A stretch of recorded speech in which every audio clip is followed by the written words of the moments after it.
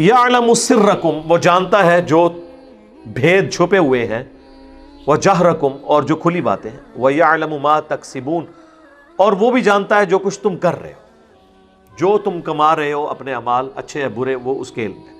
مراد یہ کہ اللہ کو کسی فرشتے کی حاجت نہیں، کوئی ریکارڈ کیپر رکھنے کی ضرورت نہیں ہے، چھپی چیزیں ہوں ظاہر ہوں، تمہارے اعمال ہوں، سارا ڈیٹا اس کے علم میں، اور کیا کامل علم ہے، کیا کامل علم ہے۔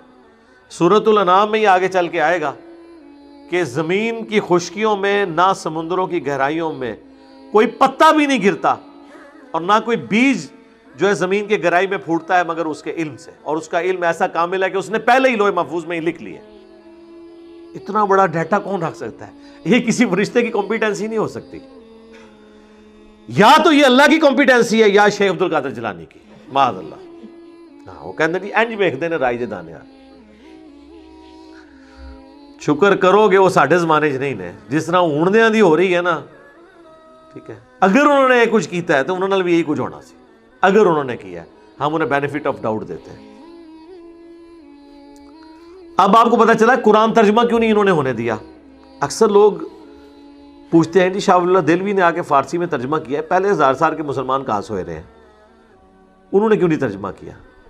بھئی ترجمہ کیا ہوتا تو یہ جو اس وقت جو یہ دنیا میں انقلاب آیا ہوا نا، یہ 1000 سال پہلے ہی آ جاتا، اور جو تصوف نے جس طرح عقیدوں میں بگاڑ پیدا کیا کبھی بھی نہ ہوتا اگر قرآن انہوں نے ترجمہ کر کے نیٹو لینگویج میں دیا ہوتا۔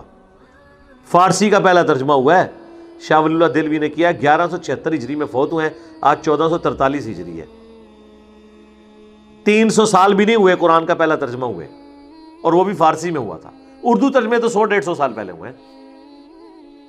یہ لوگ مخالف تھے ترجموں کے، اب ہو گئے ہیں، تو اب اس کے پڑھنے کے جب مخالف ہیں تو آپ سوچیں کہ انہوں نے کیے کیوں ہیں؟ کیے زدم زدہ، ایک نے کیا، دوسرے نے اپنے فرقے کا ترجمہ کیا، انہوں نے آگیا تسی بھی کرو سرکار، اپنے حساب نال کرو۔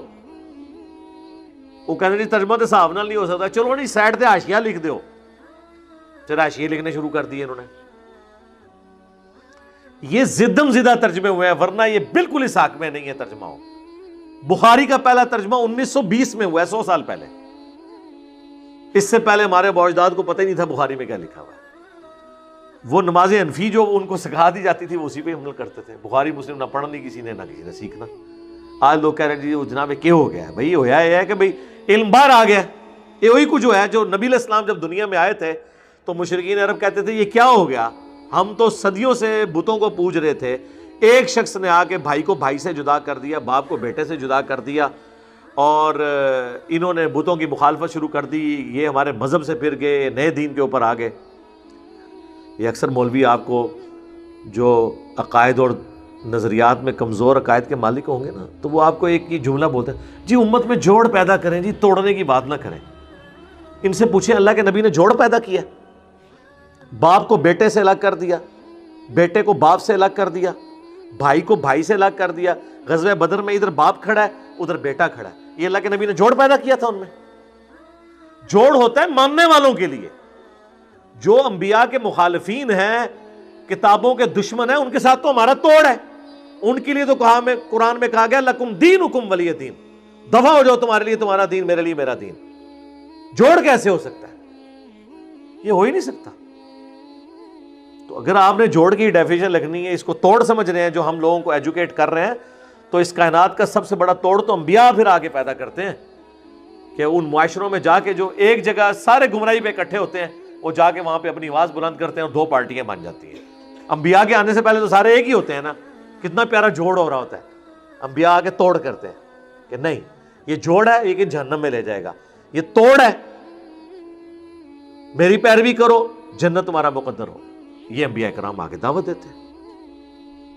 تو یہ سارے جذباتی جملے ہیں، ایسا کرنے سے میرے بھائی کوئی نہیں ہونا۔ جب بھی آپ سچائی کی بات کریں گے یہ ہو ہی نہیں سکتا کہ توڑ پیدا نہ ہو، توڑ لازمی پیدا ہوگا۔